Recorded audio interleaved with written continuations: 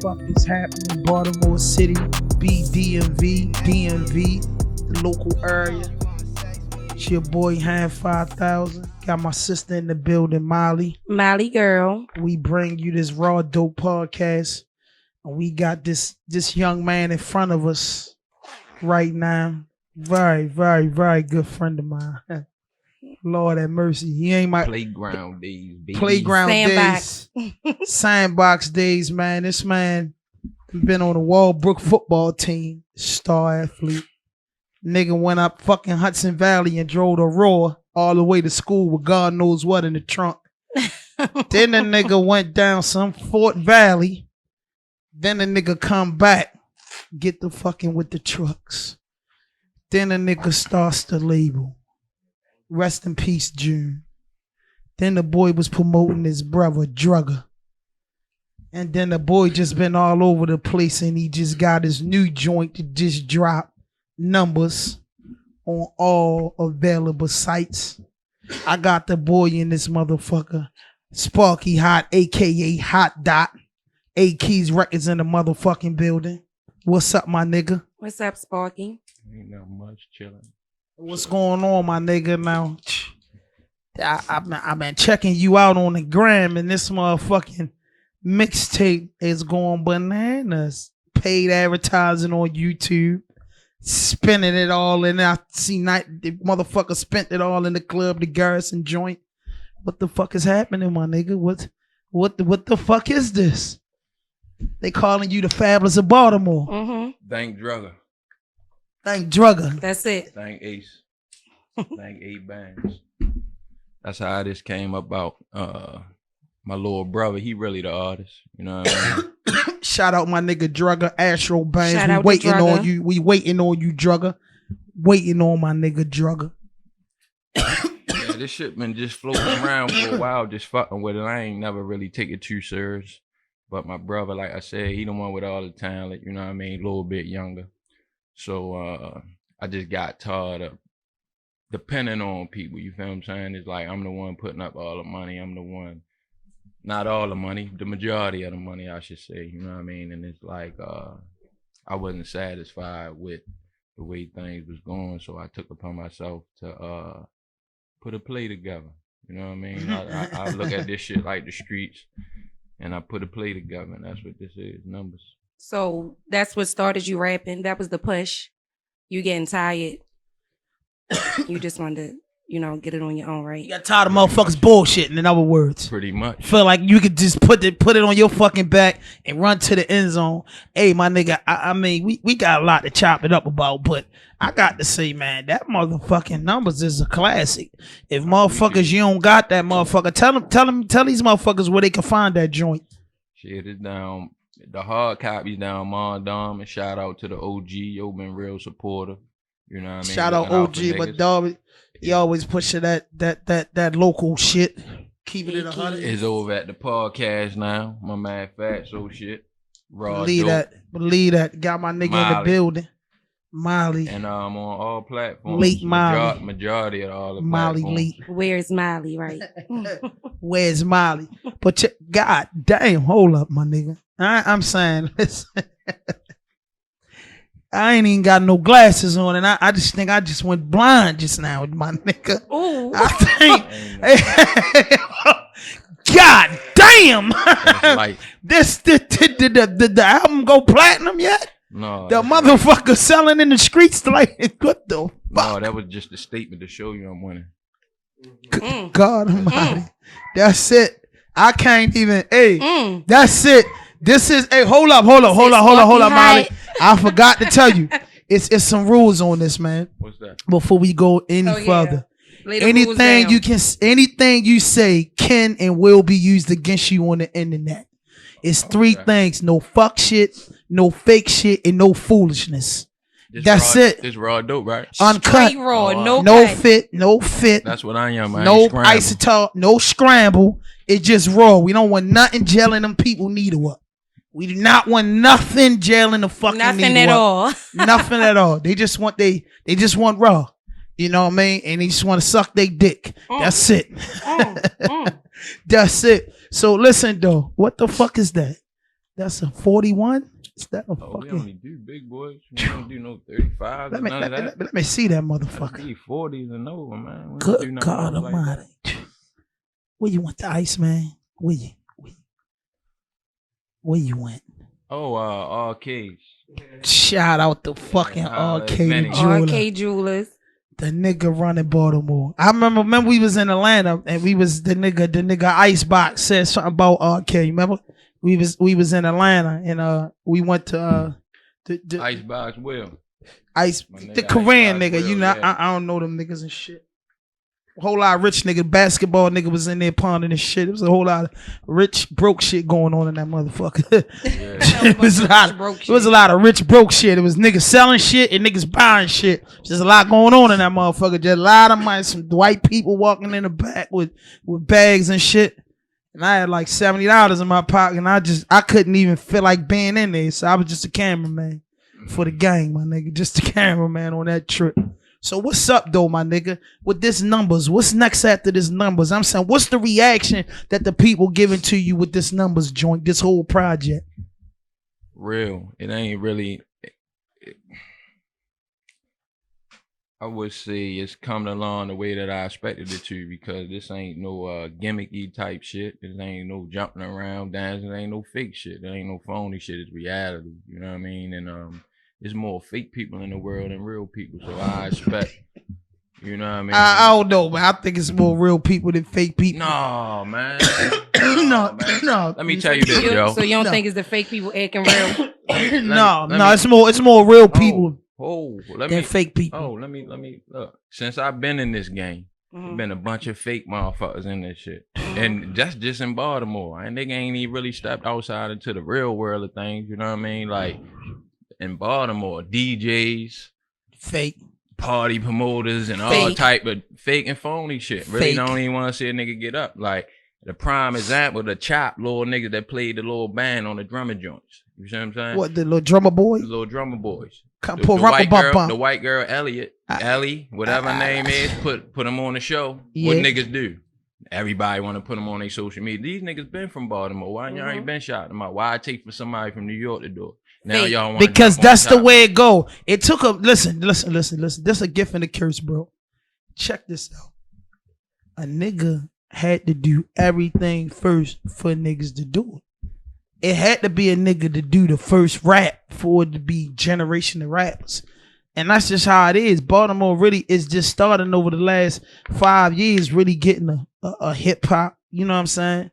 Getting people starting to respect the local jokers, you know what I mean? But that's just how it is, man. Nigga gonna lay you somewhere else before they lay you home. You feel me? Like, it's like being in the house with your mother and father.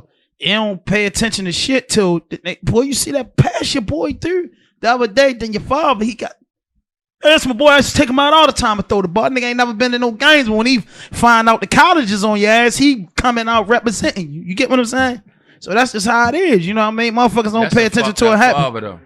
I mean, that's it. We ain't even talking about. Then we talking about the real men. We talking about real shit here. You see what I'm The real man might be busting his ass working every day, my nigga, and working 3 jobs and got 5, 6 kids. So at the end of the day, he can't make the games. He on the road, he doing it. He hear about it, but it's like, I got to go to sleep and get up 3:30 in the morning. You get what I'm saying? But that ain't gonna change though, because of the situation of the player change. You get what I'm saying? If that was the real shit and he couldn't make it, that's gonna always be what it is. It ain't gonna change now because the son getting some type of exposure. That's phony. You feel me? I'm a real nigga and I'm here to expose all that phony shit. I bet, hey. I can see straight There's a through lot all of that phony shit. fathers. Yeah, it is. But you couldn't see that. But listen, my nigga, if your father never came to no motherfucking games, right?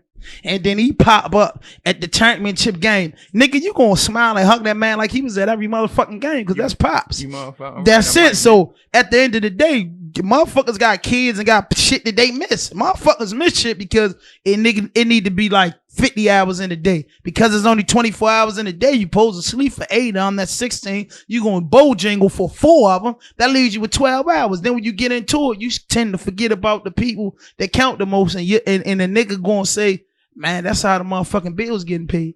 Do you feel? That's it. So we can't act like we can make everything though.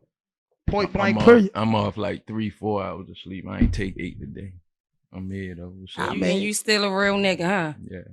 So what's the definition of a real I don't nigga? want to say that. Define that, because I'm saying niggas use that. What's a real nigga? I ain't even labeling the dressing you. I ain't labeling myself as a real nigga. I let the streets do that.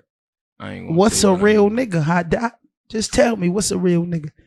Being true to who you are. You see what I'm saying? Like, I can't even say that because some niggas being true to who they are and they ain't real. You see what I'm saying? So I can't say that. Because being a fucked up fuck nigga, that's like, you know, you can't be mad at a nigga. This is what I learned, right? I say be true to your word for real. You know what I mean? Like, real niggas break their word. I guess real niggas break their word. Hell yeah. Something could go down where niggas say, yo. I ain't finished. If you let me finish. I'm going to say be true to your word. A nigga that's true to his word. Growing up, you know what I mean, we unconsciously pay attention to this handbook that we got if you come up from the streets. You know what I'm saying? So if you following them guidelines, I can't go over the whole handbook with you. You feel what I'm saying? That's some shit you got to live, and you got to just know that. So if you follow them guidelines, niggas know what's real and what's not. I can't really put a label and say this is real. You know what I'm saying? To each his own. Everybody different. So you see what I'm saying? What your real is, it might not be my real. You feel what I'm saying? My real is your real. It gotta be. Your situation is different from mine because so you know what I mean? The way we gotta look at men gotta be the same way. Cause I'm saying I expect you not to rap. I expect you not to steal. I expect you to be honorable in every situation. And I expect the same thing you want for yourself, the one for me. Any of them things getting broke, niggas fucking up. And in the average relationship, one of them niggas getting broke. So you one basically of them saying no real rules. is sticking to your morals and principles that nigga said. Being honorable. You got not letting the nigga put his pickle in you. You get what I'm saying? That's one thing. Taking care of your family. You know what I mean? Not turning your back on a motherfucker. So if that's it, then you can already consider yourself as a real nigga then, right? If that's all it takes. But I'm just saying, nah, it takes a little bit more. Because a nigga might say, yo, a real nigga because he killed 5 people and smacked his mother. Yo, a real nigga, you a gangster. Fuck out of here. Real going to define you as a person by what you go through. Because you really can't tell if a nigga real until he go through some shit, to be honest. So if you want to take it all the way down to the gist of things, real define a nigga by shit that he go through. And when a nigga can say, yo, yeah, I seen yo stand up in that. Yeah, I seen yo not back down from that. Yeah, I've been around, yo. I know how he is. You know what I mean? So I don't know.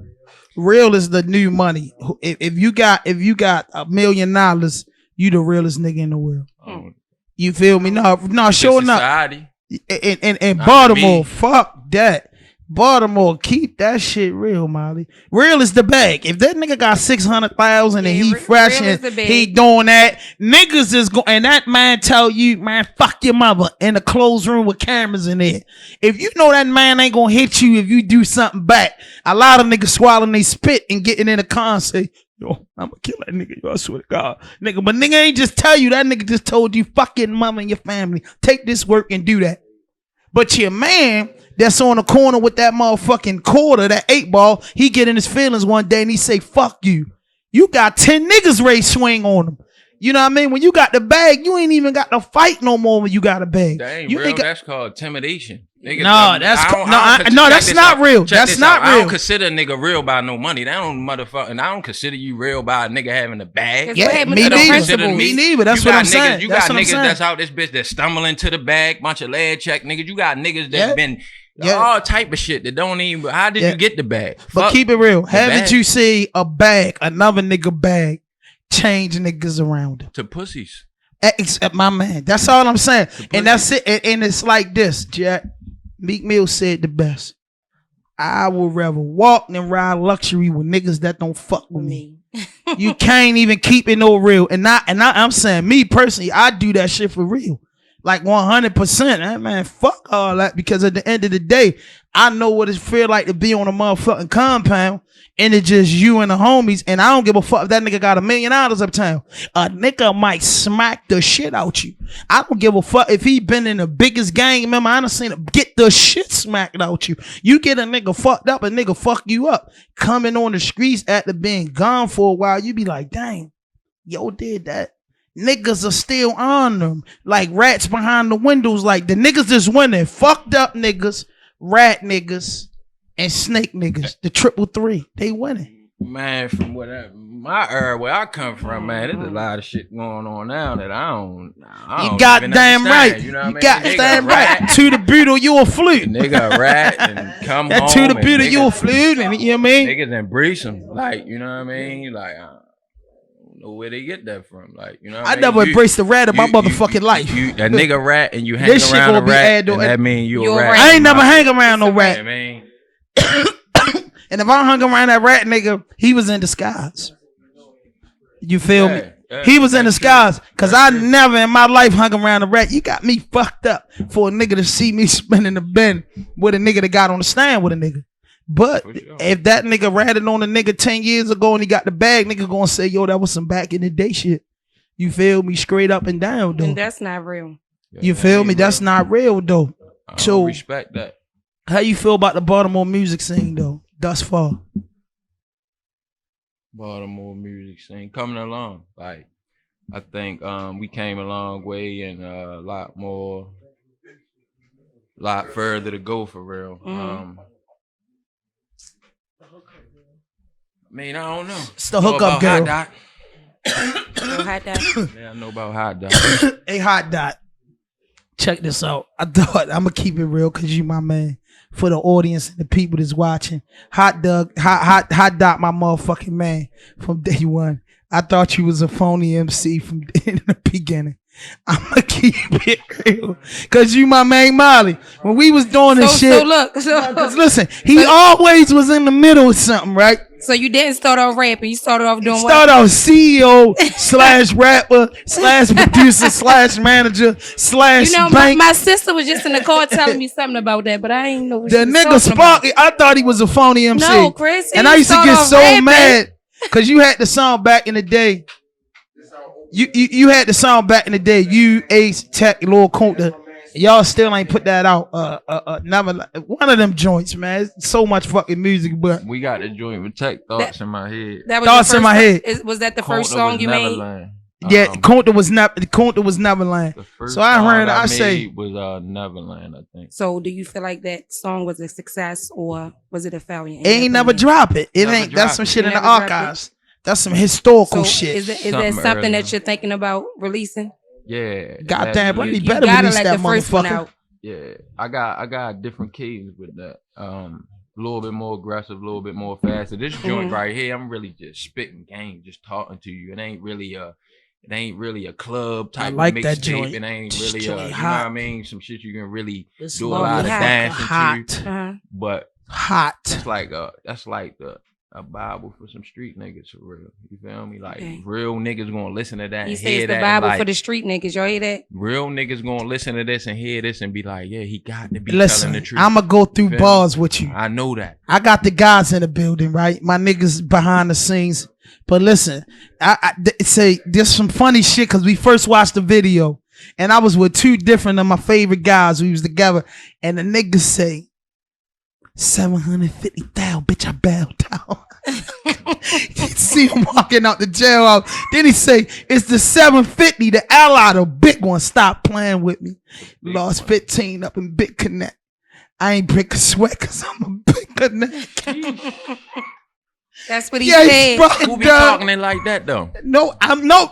Hey, It really only mean it. Hot Dot can do it. I can Only back Sparky all can that do up. that. I ain't saying you can't No, back not it up. you. I'm just for the fans to let them know this authentic. It's I real. can back all that up.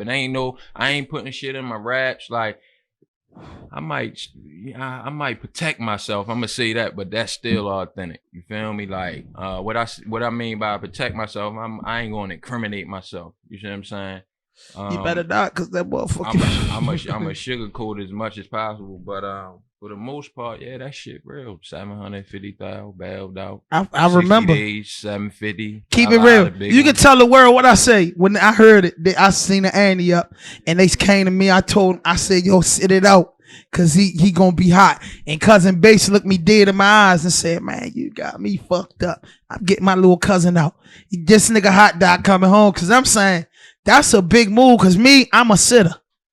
I'm a bidder. So I'm a 750,000. All I'm saying is I would have said, yo, Yo, send me $100 and put 100 I on get the back phone. at that when I get home. Man, I was keeping it real. Yo, holla at yo on them. Yo, a bitch. You feel me? You start hearing niggas' deepest thoughts. And I cried a couple days and then I'm used to it. And I'm putting in Haper's Court. You feel me, Barry? Haper's Court is to get the bitch down to at least 100,000. 750, that's a motherfucking gift. Yeah. It was, you felt good when you walked out that motherfucker, didn't you? Yeah, let me clear that up too, for the record, because this raw dope. I bailed myself out. I ain't call nobody. I ain't never called nobody when I was locked up. Facts. The man I held myself down every time I got locked up. But back to big shot. You's a big shot motherfucker. Let me see you rolling in your rims. Yeah. Hot dot. So yo, how you feel about the Baltimore hip hop? Like, just keep it real, man. Give me your top 5 rappers and why. In Baltimore? Baltimore, just Baltimore alone. Yeah, top 5, right NY, quick, no stuttering, no bluffing on it. Keep it 100 and just leave yourself out of it. Because I know yourself is number 1 on the list. If anybody know Hot Dot, he's number 1 on the list. That's tricky, yo, because speaking of my, I got overall or street niggas. What you got? Because you got top different 5 jobs. overall. Top 5. It's top 20 overall. in Baltimore, but we gonna go with your quick top 5 picks of niggas you think, you feel me, niggas that you feeling in the city. I ain't even gonna put them in order, but I'm gonna say I ain't gonna this not in order, but I'm gonna put them out there. Drugger. Shout out to Drugger. Shout out to fucking Drugger. Tech for sure. Shout out to Tech. He's on everybody's list. He's just on everybody's fucking list. Yeah, Shout out to YG Tech. Shit. I would say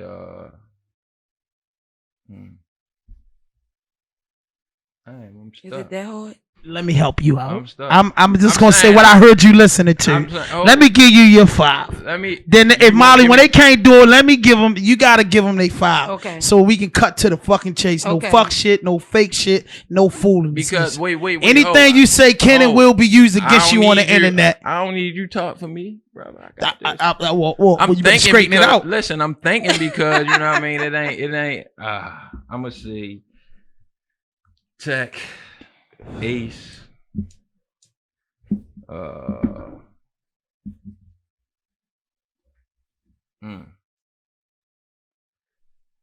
God, are you from Baltimore? Yeah, I'm from Baltimore. The whole fucking I'm just studio thinking, audience is puzzled. I'm thinking, man. Niggas because puzzled. I got to think on this. Bro. Let Molly tell him your top 5 in Baltimore. You tell me your top 5. Because let's help him out. You tell him your top 5 in Baltimore. Okay, my top 5 are, of course, Tech. Sosa, I love Sosa, and it's not a family thing. Okay. You got your rights. It's your picks. Okay. It's your picks. Shout out to Tech. Shout out to Sosa. My man Spotty is definitely doing his thing right now. Spotty, number 3. Spotty. Certified Society. He's definitely doing his Certified thing right now. Spotty. What up? Who else do we have? You gave me 5. And free hard. Ball, because I do fuck with Ball, y'all. I do. That's 4. I She came straight to the money. With Ball. Like, he's free one of Ball. my favorites. Baltimore. Free the boy Ball. He's one of my favorites. And my girl, I have a favorite girl rapper now. CZ Baby. She'll be on the 14th. Next week, CZ Baby, she covered through the motherfucking shooting gallery. Right now check this out. I'm gonna get straight to the point. I ain't gonna do no bluffing. Top 5. You just gave us 4, Miley. You gave us Tech. You gave us Sosa. You gave us Spotty. You gave us C Baby. And Ball, she gave us 5. I'm just gonna go with it like this. I got the top 5, but I'm gonna go with what makes sense. And I'm gonna X out, some of course, the guys are my favorite. You know, hands down, but hands down, it's gotta be Tech. It's gotta be Izzy. It's gotta be Scooter. It's gotta be Moose. And last but not least, my nigga. Last but not fucking least, last but not fucking least, Doug. It's gotta be my man Big Si, Wally McCoy. Real talk. Of the Shout five out to niggas Big that Si. I'm saying straight up.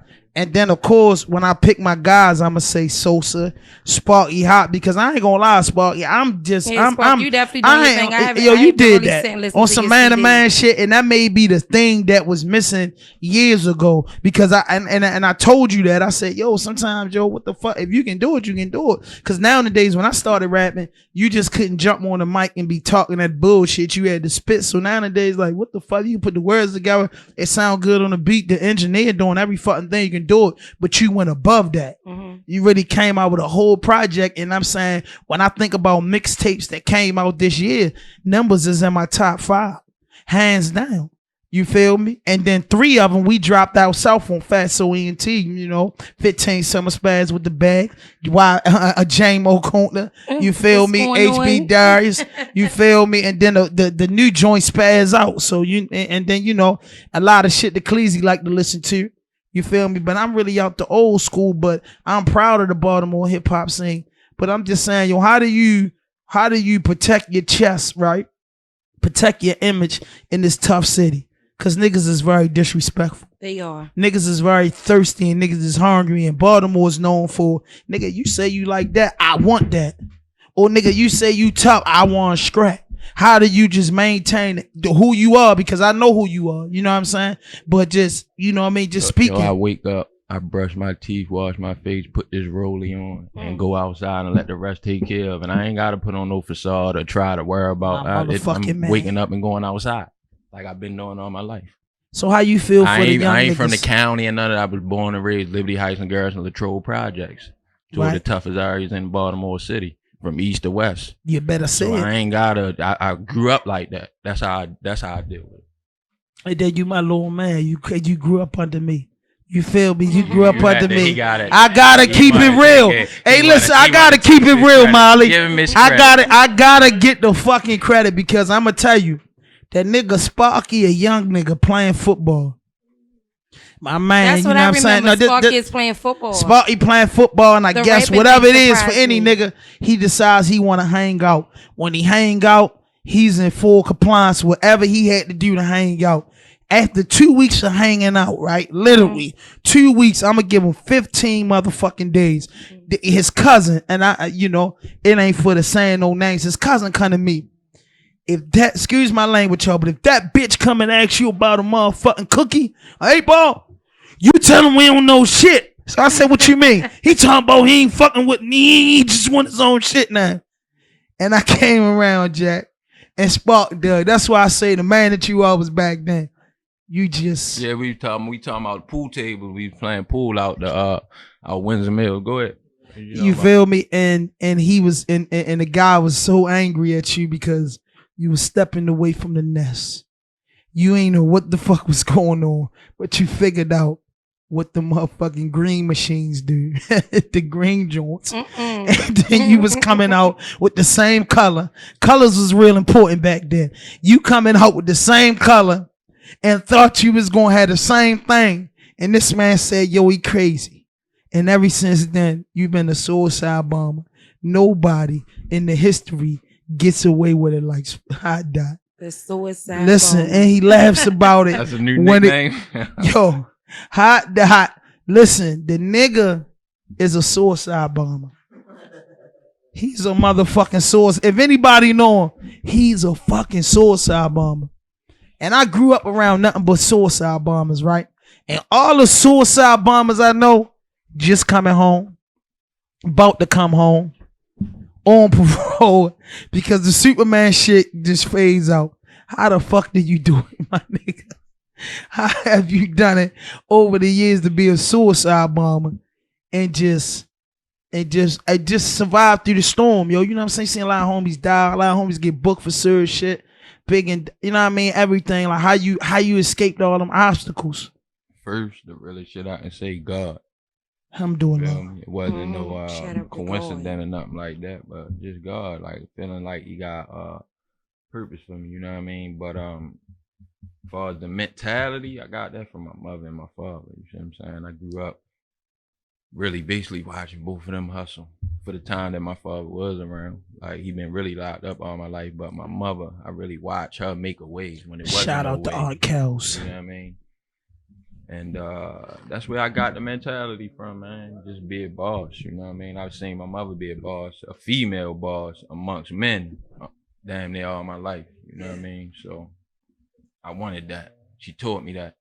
And with the rest was, I guess, the genes from my father, because I ain't really get to really learn a lot from him. A little bit of time that he was home, he showed me what he know, you know what I mean? And that was the streets, and I appreciate him for that, what he showed me. And I was wise enough to channel everything and make something out of it. Most definitely. So, what happened with the football shit? What happened with the football, the whole football shit? Football was my passion, yo. Like, shout out to my bro Marley, yo. Like, shout out to Marley. We went up Walbrook and shit. Started Pop 1 over Rosedale for real. I was playing for Rosedale, you know, and my cousin, I ain't have a father, so Speaking of White Hut, I ain't have a father, so he pretty much helped out. You know what I mean? Like, got me into Pop 1 and shit like that. And that was my East Side days early on, down Latrobe, Grandma Shirley and them. And from there, went to high school, and it was just something that I liked. That I was always like athletic built and playing blacktop with my man Dukes and them on Duval. And like, I grew a passion for that shit. And it just seemed like anything that I put my mind to, if I really put the time into that shit, I'd be good at it for real. So that's why you get the multiple things, the truck company, the rapper, street guy, the AA degree. Hold up, Hot Dot. You going too fucking far for the fucking listeners in the group. Just keep it to the football thing. We gonna get in all that. You got a little time to hang out with us, hang out with me and Molly with her shy ass. You got a little time to hang out with me and sis. I'm just listening. You know, so it's a lot that I didn't know about Spark, and I'm finding out tonight. So listen, go just take us to interesting. This interview is very just go interesting. just to football. So I'm saying I started going to your games up Walbrook. You feel me? And I think you was number 12. Five. But I'm saying the great running backs was up Walbrook. Yeah, I was the quarterback handing that thing off to him. I mean, they was like the Twin Desert Eagles. Yeah. Boom, boom, boom. So people was coming to see them. But let's go from Walbrook on up, because I'm saying you got the height, you got the weight, you got the speed, you got the athletic ability.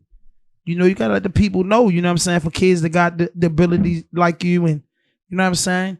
Just give it, you know what I mean? From Walbrook on up. I give you the story from Walbrook on up. I was in Walbrook, was a real exceptional athlete, and just didn't have the grades. I fell into the hype of the peers wanting to be on 3 lunch periods and shit, buying prime time cookies in the Lenders and shit. I mean, prime time pieces in the Lenders. That was the thing. I was a big prime time eater. Money. I was a big prime time eater. But I wanted spicy fries too.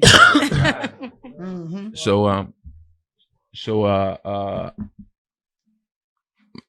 from there, the coach was Bridges. Bridges used to always tell me, man, and brag to people about me, like, man, I got this young kid, man. I'm telling you, he good.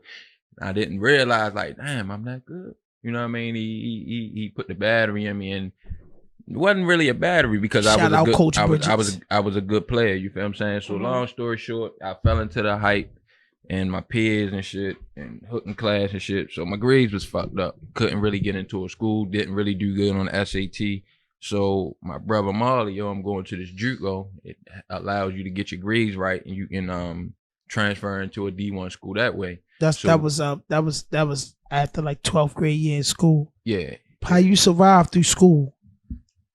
Playing football, how you survive through school? Like, you know, you gotta give it this RAWDOPE podcast. Give it to us, my nigga. How I survived through school, like I said, I always had a mother that was a hustler, so I ain't really want for too much, but I always wanted nice things. She had enough to get me what I need. Right. I wanted nice things. I wanted the things that I seen all the other hustlers with. So it was like, You made it work. I made it work. I went to school, and when I came home, I had my little bags of weed or whatever, you see what I'm saying, or whatever it was, you know what I mean, to make it work and to support myself. And like I said, that mentality followed me still till this day, you know what I mean, as far as like just having that mentality to go get it, you know what I mean, and to survive. Because when we went to Troy, it was like niggas wasn't on no scholarships or nothing like that, you know what I mean. I was basically, we putting ourselves through school at this point. You know what I mean? Figuring out ways to eat, figuring out ways to get back and forth from home. And it was like 10 Baltimore niggas up there. And it was an amazing experience, man. It was an amazing experience. But my guys, man, bunch of us, we made it out that joint. So you went, you left Walbrook. You graduate.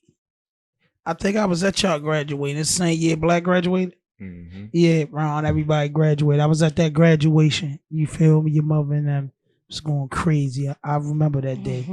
And after that, I remember I was hanging out upstate New York. I was hanging in Albany, and you say, "Yo, I'm ready to go to college in Troy."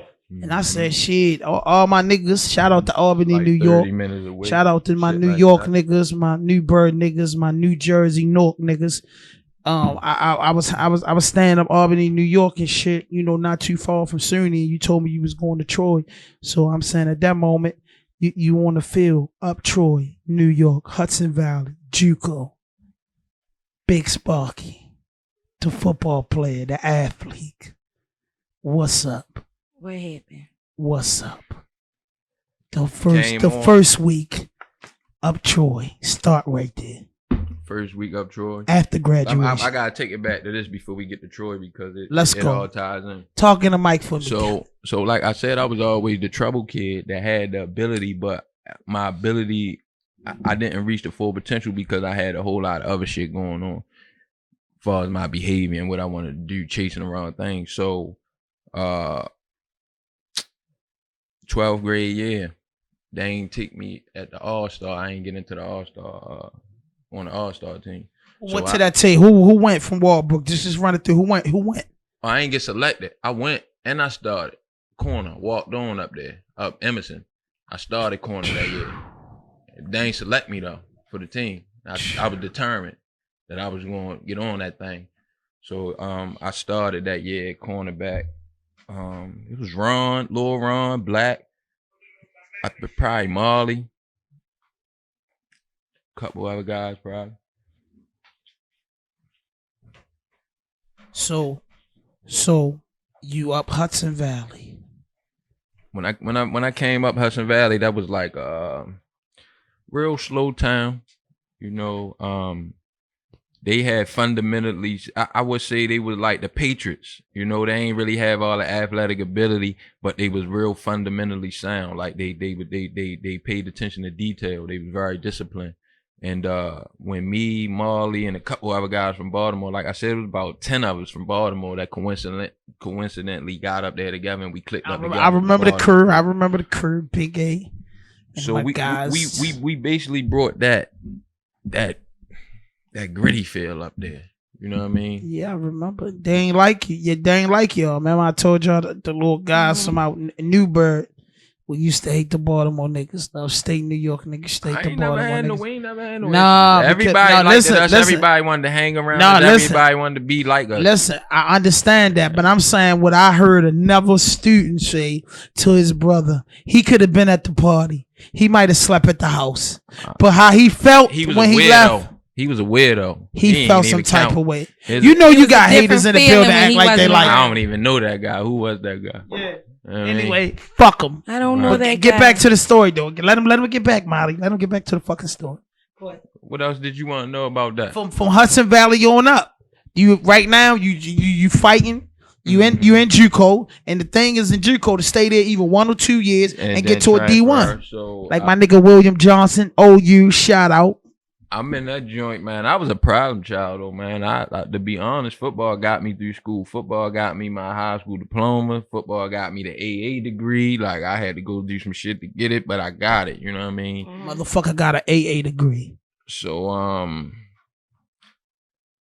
You know, I played my years there. I got hurt one year. I had the red shirt, so I ended up really staying at Hudson Valley for 3 years for real. And once again, I was amongst the elite. On any team, anywhere I went, I was amongst the elite. The way as though the coaches, they loved me. They loved the ability. They loved the things that I can do. So it was like I always had a great shot. I really couldn't tell you. It just didn't happen, yo. You know what I mean? And me coming back and forth home to Baltimore is like, I feel like if I would have had a father figure or more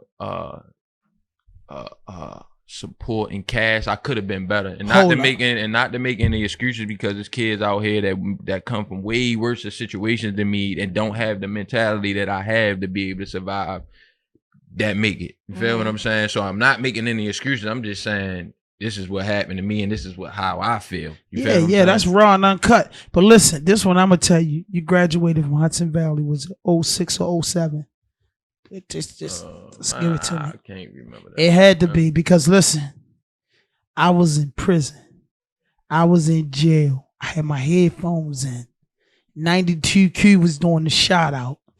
Your fucking mother, yeah, I remember that, got on the fucking radio, and when she was saying everything, I'm like, this fucking nigga graduated from college.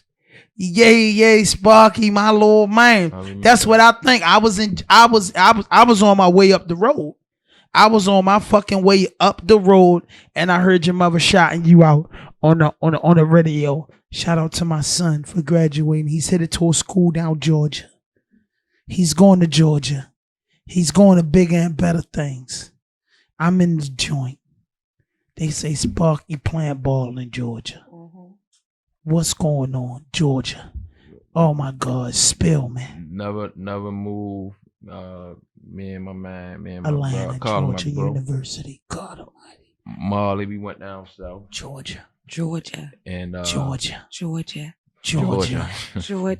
He went to Georgia for school. Georgia. Went down south, and I just couldn't get a good break, yo. I couldn't get a good start, I would say. You know, like I said, I would come home every summer because I would have to come home to make some money to be able to, like I said, I ain't want the regular shit. I needed a car. In college, I was the one with the car. You feel what I'm saying? Like I came back home, I had to have a car to come back. Me and my niggas, I'm getting us back to school. You feel what I'm saying? I had needed clothes.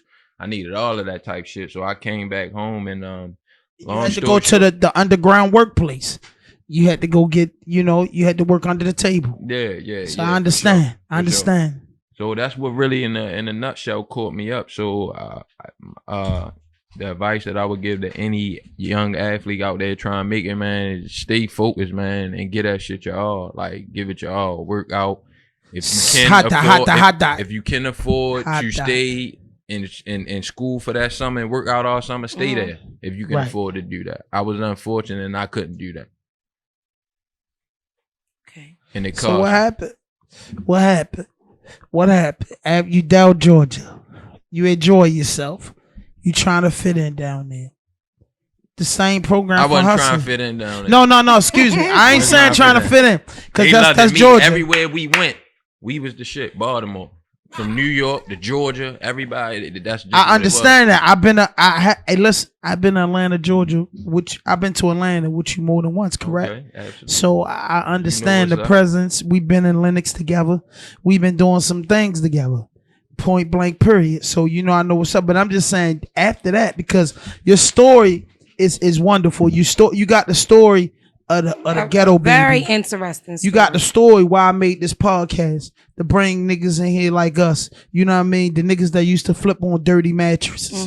The niggas that used to go fix bikes up out the alleys. For sure. You get what I'm saying? The nigga that used to shoot dice in lunchtime. You feel me? The niggas that just didn't want to take shit from their mothers and wanted to help them out before they was 14.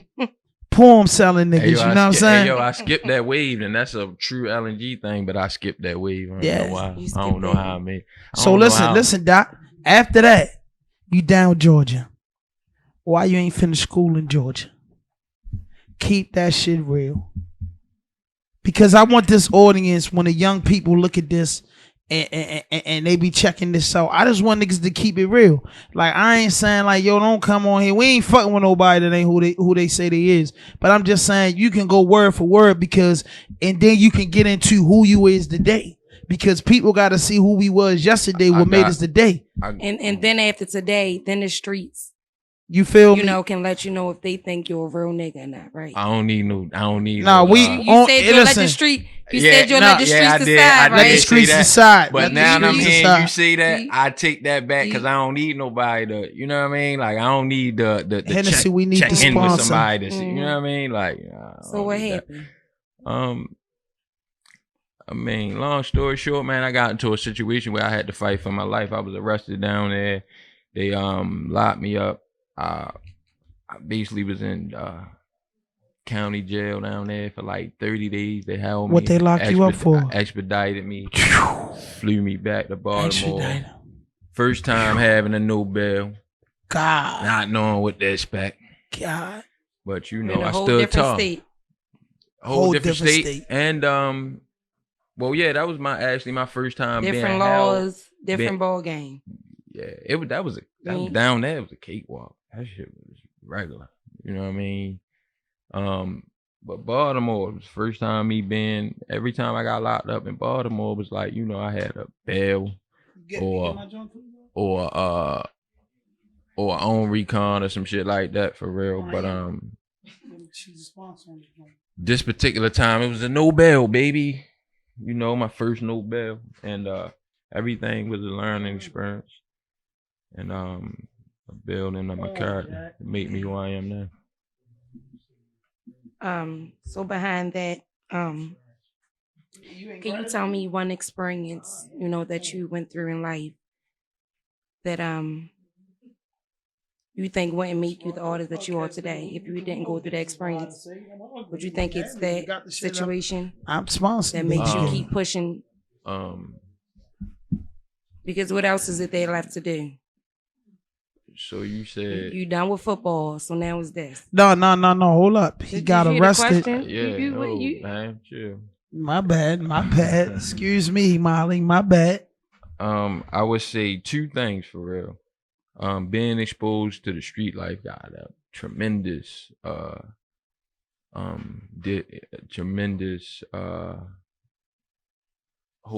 plays a tremendous role in the music. You know what I'm saying? And like I say, my mother and the lifestyle, that how I was brought up and the things, and also my portion of being in the streets, because it was like back then I could rap and I knew I could rap, but I ain't had a shit. I ain't live it yet. You see what I'm saying? So now it's like, man, I live this shit. I'm a boss. A lot of niggas can't even say they really did this.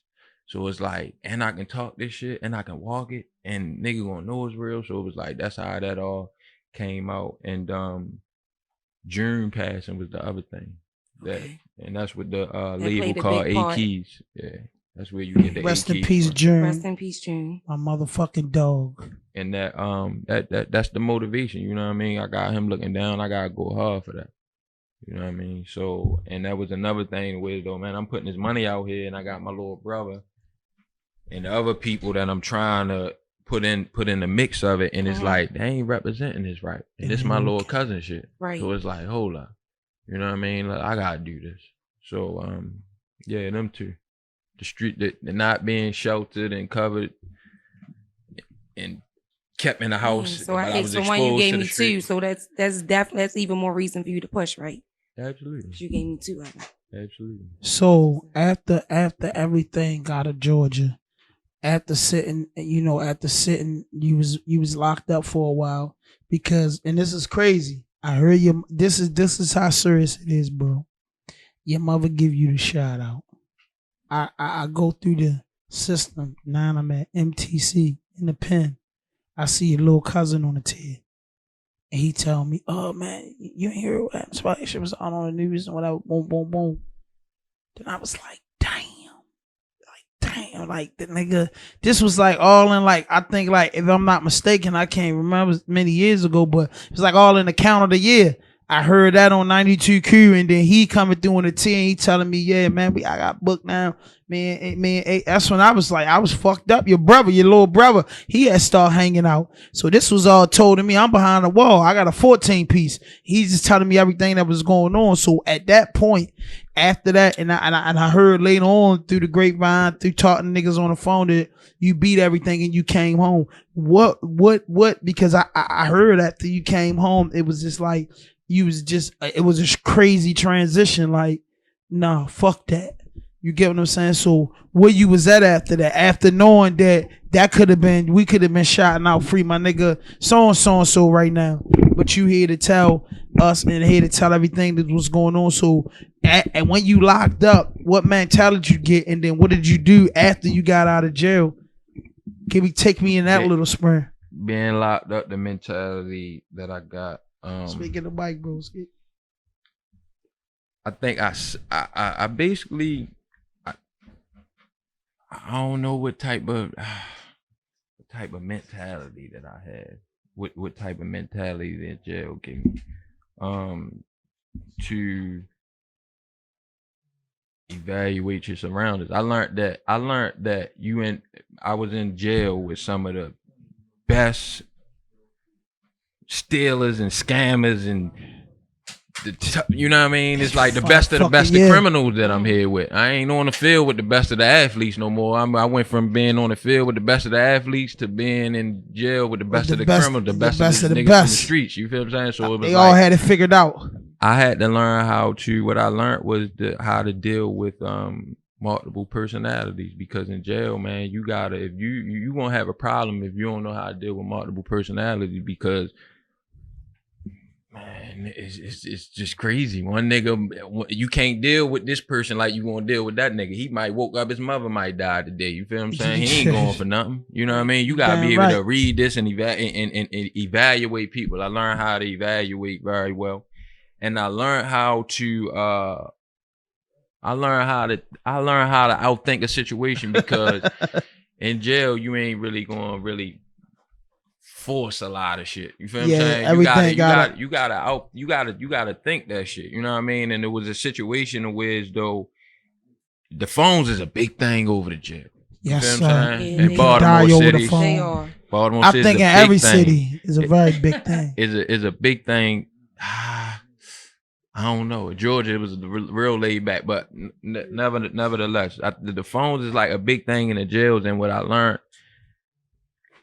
in there is, it was a Muslim dude that came to talk to me, man, from up Falls Heights. I forget his name, man. Shit, I forget his name. But anyway, he seen my frustration. You know what I mean, with niggas taking all the phones and things of that nature. He like, yo, you can't full blast it like that. You ain't gonna win that. You feel what I'm saying? You gotta think. If you can outthink the situation, you can win any situation. Yeah. And long story short, my nigga, I outthought it. I ain't kiss no ass. I ain't kiss up the niggas or nothing. I stood the ground that I was and was the man that I was. And long story short, on that tear, I was the first civilian to run a phone. You feel me? So that was an accomplishment of me outthinking the situation instead of trying to full blast the situation where I knew I couldn't win because I was outnumbered. I just outthought the situation and ended up running the phone before I accomplished some things in jail, man, that the average nigga don't do. So I've learned how to survive. That was my mentality. That's what jail taught me. What was your second question? You had another one. So after that, because I'm saying true indeed, just let me say this. That's you know, for the youth, you know, I just remember when I was younger and shit, my mother, she had this thing where as though we used to get in trouble so much, she used to say she ain't picking us up till Monday. And niggas know they used to get booked that if your peoples don't come get you, you going over. Like, it ain't fucking, that's it. And that was like the most toughest thing ever for me, my brothers, and my cousin. And at a young age, I learned as a man, you gotta fend for yourself, because my mother a woman and she letting me know I'm fed the fuck up. Go in that goddamn lines then and be a man, or do the right thing.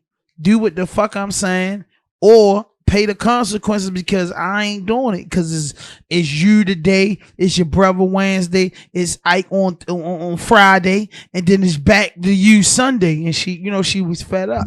So that just told me at a young age, you know what I'm saying? Like, hold up, I got to fend for myself. And I think that's irregular, and I don't think no child should have to do that. Any individual, because at like 12 years old, I was like, yo, I gotta be a fucking man. You get what I'm saying? At 12, literally 12 years old, my uncles laid it down to me because I was just that last of that dying breed where my uncle used to tell me, like, I bring them report cards home and got a 93.4 average. The teachers in school pumping me up and saying, oh my God, you gonna be something. I bring that shit home. It's a fucking shit for the coffee. My uncle told me one day, it's not funny, it really hurt. But listen, my uncle told me one day, look, shorty, that school shit, all right. But I dropped out when I was 10. And I had to make way so mom and us could eat at night. Straight up, I don't know nothing about none of that education shit and that shit, them people talking about that education. But what I know is that good white man up on Liberty Heights in that hardware store paying niggas, your age about $150 a week. Now you can go to school and go home and do that, and then you can help mom out with the water bill, because the water bill like $80-some a month. I'm 12. Man, what the fuck? You get what I'm saying? Sure enough, I'm 12. What you mean work at the school? I want to go to some practices, so that was out the window. You get what I'm saying? For me, so basically it's like for the youth, you know what I'm saying? For the youth and the niggas listening, what happens when your uncles give you ultimatums like that? Because nowadays it's the perk epidemic. It's the boot epidemic. It's the Xanax epidemic. What's your question? My question is to the youth. How do you be that ghetto bastard and be that child coming from a disadvantaged house? And how do you survive and become above average? What would you tell a nigga that's in a situation where he want to put a gun in his hand right now and go rob something because it been fucked up? And his mother getting high, and she ain't even getting high off the shit that our parents used to get high off. She get high off the cool drugs, the perks, the liquor. You feel me? Child support ain't coming in. Shorty 17 years old. His brother been booked for some charges. He ain't nothing but 19. And he gotta go out here. What do Sparkeyhot tell him? Well, you can't give him 10,000 and say, shorty, shit gonna be all right for a couple months. What's your recommendation to him? When he tell you, Sparky, I need a worker's permit to get a job. Fuck that job, Sparky. What's up with the work? If a young nigga asks you that, can you lend me some money to get me right? What is your advice to him? That's a tough one. I mean, you got a lot of people looking and want to know. That's a tough one. The only thing I can say is, it's all according to a person mental and how mentally tough you are. You feel what I'm saying? Because, and then it's like, what's in you, because I done seen people in that situation that wouldn't turn Hold on, Sparky. You coming off as a situation, because I remember looking at you today, you was that young boy. I don't know what was going on in the household. Yeah, but I ain't gonna tell a nigga, yo, go do what I did. But I'm saying, but you was that young boy and understood I need to do something more, because what's going on in my house, it need more than what mama doing. And like you said, your mother, she did her best, but you got to a point where as though, I gotta help mommy. Tell her, dude? Take your time. We getting evicted next week, Sparky. We getting evicted next week. I'm saying keep it real. What niggas go through, what I went through. I'm getting evicted next week if I don't get this $1,100, yo. Can you help me? If you can't, let me hold the biscuit. 17. What you gonna say to him? Mm-hmm. Keep that shit real, right? Because I'm gonna ask you the next question, or you want me to ask her the question and then you come back to you? She got an answer. But I say it's a question for the women. No, that's a tough situation, yo. You know what I mean? Like, that's a real tough situation, because in some situations you can't tell a nigga nothing. It's You know what I cool, mean? it's What cool, can it's- you really tell a nigga if it's rent? What could you tell a nigga if you ain't giving them nothing? Nigga don't want to hear that. You know what Shorty, I got the joint for you. I mean? Cause he beating around the motherfucking I'm question. trying to stay positive here. No, You feel what I'm saying? listen. I ain't gonna tell a Positive nigga to do something is that I did. a nigga got a mother and a father, or got a mother that got a job and she don't get high, and he bluffing about he needs some shit because he just want to go shopping. He tired of the Marshall shit. I mean, I would That's say one story. my advice is make a way because that don't mean it's been like I said. No, it's, you it's, said make a way. What you gonna tell Shorty? He clutching Sparky, his little sister in the house. He telling you, nigga, we ain't even got no food and we ready to get evicted. If you can help me or let me get a joint, what you gonna do? Help me or let me get a joint. I'm gonna help him to the best of my. I'm gonna help him to the best of my ability, yo. That's I'm it. gonna do everything That's that it. I can to put So you him gonna in a pay the position. rent? I ain't say that. If I'm in the position, So the nigga tell you, all right, you say I'm gonna help him. So the nigga tell you, hey yo, I ain't ready standing out here and hang out for no 3 and 4 days. If you give me something, I gotta take that and I'm paying my bills with it. So fuck that bullshit you talking about. This dream I'm gonna shop. give him something to the rent. If that's my Doug, and I see something, or if it's a child of the community or whatever, like I always feel like if I got something I can give. What if it was that little nigga that seen us down on Baker and he said, "Are you Sparkeyhot?" And it's me and you.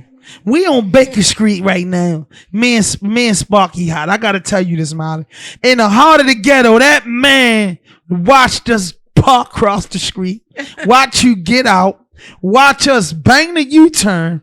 Watch us come in the store. Watch us order our stuff. Watch you pump fake for 10 seconds, popping your juice open. And before you can get in the car, he said, "Hey, yo, you Sparkeyhot?" I looked at you and you ain't even know what to say. Cause you looking like this nigga just said, yeah. What's up? Oh no, yo, so my cousin, I like your shit. And then what he say? Then what if he would have asked that question? Boy, I see you, Bussy. I see you. I'm saying my people's ready to get evicted. My nigga, can you help me out, Sparkeyhot? Or let me get a joint, so my cousin. Cause he said the big guy was his cousin. What you gonna do right then and there? Cause he sang harder video. All right, what I'm gonna do in that situation, yo, I'm gonna get with your cousin. We gonna do something for you. We gonna put a play together for you, figure something out for you. That's what I would do in that situation. Ain't gonna say thanks, Hot Dot. I'ma holler at my peoples. But what about little Shorty we was talking about at first from round your way? letting you know the motherfucking rent due, or you gonna hit this, you gonna pay that $1,100 because the man ain't what you gonna do, you either gonna pay the rent for Shorty and give him an opportunity in the trucks or whatever's going on, or you gonna give Shorty that thing and say, boy, I know you gonna come up tonight because he going. He going. He's starting at the gas station too for the ride. All on the camera. Just get that straight out the muscle. What you gonna do? If he in that situation, I'm gonna give him some money before I give him a gun. The rent $1,100. You gonna pay the rent? Cause the nigga saying you can keep the $300. I'm gonna give him money before I give him a gun. I respect or that. whatever I got. I respect that. Cause I wouldn't have. How would I have that on? I wouldn't be able to live with that on my conscience. If it was a young nigga and I go get him a gun and the nigga smoke him. Ask me. Now his mother got bigger issues than getting evicted, my nigga. Ask me. I already knew what you want. No, ask me what I'm gonna do. I already knew. No, come on, speak in the mic. You gonna give him the blicky loaded? Nah, no. I'm gonna give him the speech. Right, cause either I got it or I don't. If I got it, I'm gonna tell him he a dumb motherfucker. Spend a band, go to Maria D's, get something to eat, talk some tough Tony shit, and hit him with the 1,200. If I don't got it, yeah. If I don't got it, I'm telling them, boy, you know, yo and them be fucking around like that too. Yo and them, that's what they into. I'ma direct them to the guys. Oh, you gonna direct to the nigga? That's it. And then, hey, listen. Then I'm gonna get tough when he link up with the guys, when he tell them, yo, good looking outfit, yo, don't you ever ask me no shit like that again. Don't put me in no situation like that, shorty. But hey, if I ain't got the money for it, I'm directing them to where the guys at, cause they waiting for an extra man, cause yo done got caught the other night, the other man, so they need a new friend. So I'm saying, hey, so what's up? I'm saying because I'm a ghetto baby, my nigga. I'm from the ghetto. I'm saying I ain't lying, yo. Like I done seen situations, yo, when I thought I was fucked up in my situation. I'm gonna tell you, right? I'm gonna share this with you. The worstest situation, I'm gonna tell you the worstest thing I ever seen in my life outside of nigga getting murdered. It was 1993. I was playing touch football. Boom. It was like September, and this when it used to get cold the right time. It's about September the 19th. No bullshit. No bullshit, little bird. September the 19th. Boom, I'm playing football. I remember I had like 5 OU outfits, some Scottie Pittmans, and something else, Travel Fox. My father brought that. So we playing flag football, we playing touch football on the street. I'm just being a kid. My father walked around the corner and just straight say, hey, boy, you gotta pack your stuff up, cause you gotta go live with your grandmother, you know, cross the tracks for good, cause I'm losing an apartment. So I ain't what? You know, niggas been hitting out, my father and them was hitting out the basement for the last 10 months. You feel me? So he like, man, he found out whatever, I gotta go. Nigga, my father, you know what I'm saying? Like your pops, like the nigga that you say you're the neighborhood fucking hero, your nigga. The nigga you think gonna make everything right. He wasn't no fucked up nigga, but at this time he was at his low. Whereas though it wasn't no games play. So I'm like, nah, daddy, I could stay with Gary and them. You feel me? They let me stay there. He said, nah, you gotta go with your grandma. And I'm like, man, what you mean? I'm saying, so what, you ready to get another spot? Ain't no another spot. He just let me know right then and there, boy, you got to go. And that was it. And after that, God rest his soul, he just went down from there. You know, that's neither here nor there. You know what I'm saying? I love my pops, but right then and there, I just knew, my nigga, and you know what I'm saying? Mother leaving you in there as a juvenile, father telling you got to go live with somebody else, and he ain't staying there with you. You feel me? That make you a tough motherfucker in the city of Baltimore. But the most craziest part is that's the story of the ghetto. That's the story, but it gets worse. Every ghetto baby done been on. But listen though, it gets worse. Yeah, the father even mine got been around. Yeah. Listen, when your mother get evicted, right? She gonna find a spot to get the whole family. It's the good thing of feeling about is waking up. I don't give a fuck if you in a cardboard box. If you can wake up with your mother, your brother, and your sister right there, and a no good nigga with your mother, nigga, you doing good. Imagine waking up in a cardboard box or waking up in a situation and nobody you truly love right there. You love these people because it's grandma, uncle, and cousin, but it ain't your mother in there. You get what I'm saying? It ain't that. It ain't mom's. You get what I'm saying? So what I learned is, like, I'm like, damn, yo, my situation worst is in the world. That's how I went to prison. That attitude. And then I heard some fucking stories that I couldn't take it. A tear dropped out my eyes. Just hearing how, yo, if I had it for this nigga, had it horrible. You get what I'm saying? But them horrible times make a B-side depending on who you are, yo, because it can break you. It can if you ain't strong enough. If you ain't strong enough, but how strong can you be? Hard times build character, yo. You know, so that shit make you who you is. You know what I mean? A kid that been sheltered with a mother and a father all their life and been hid from society, my nigga, they so weak and crippled. Versus a nigga that had to fend for himself, like what you telling me. But guess what, a little kid fully equipped for life, so it ain't no excuses for you. Hey, you know what's up with me. Yeah. You ain't even got to act like you don't know what's up with me. Yeah, I'm saying you can Google mine. I ain't even cry. I'm saying I ain't even cry back then. I'm saying it just what it was. I ain't particularly talking about you. I'm talking about the struggles of the you know what I'm saying? Kid. But what I'm saying is, right, boom, as a father, as you being a father, aren't you just glad that you in a better situation for your kids than you was with your pops? What you were. Because think about if you saw your daughter going through what you went through. Of course I'm happy for one, they female. You know what I mean? I was a little boy. But I also am aware of crippling them. You know what I mean? Crippling them. Because when kids, this how I feel. I feel like when kids grow up with a mother and a father, 9 times out of 10, they some people see it as an advantage, and not some, depending on how the mother and father is. You know what I mean? And what rules they're applying to the child. You could cripple a kid, man. You know what I mean? When you want to give him everything, you want to do everything for him. You know what I mean? He might be the only kid or whatever, versus that kid that grew up homeless or he had to be from house to house. When he get his shit together, he gonna be a motherfucking rock. He gonna be a beast. And you see what I'm saying? Versus a kid that been there with their mother and father don't even know what it's not like to not have hot water. They don't know what it's like not to have a meal. They don't know what it's like to have to go to the store to go steal some shit. You see what I'm saying? So, like I said, the struggle builds character. And some people feel like a kid ain't supposed to go through that. I feel like that. I feel like a kid supposed to be a real nigga until he about 17, and you can start telling the boy it's time for you to go. Because I mean, that's just reality. You want your kid, you know what I mean, driving and enjoying the fact of driving, enjoying the fact of just being a kid. I never could be a kid.